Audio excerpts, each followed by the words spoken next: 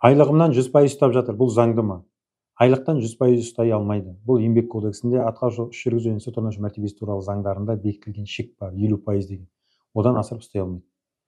Егер мұндай жағдайға жол беріп жатса, сосын енді бұл жерде сот орындаушыларға да қоятын сұрақ көп. Олар қалай 100% қояды? Адам жұмыс істеп жатқанын біріншіден біледі. Жұмыс істемеген күннің өзінде адамның табысының бар мүлігінің тек жартысын ғана ұстай алады. Яғни бар мүлігі онда табысының қаражатқа. Адамның жұмыс істеп жатқанын олар біле алады, зерттей алады, тексере алады. Жаңа зейнетақы қорына түсіп жатқан қаражатты көре алады. Сондықтан олардікі жай әшейін сылтау ғана, білмей қалдым деген.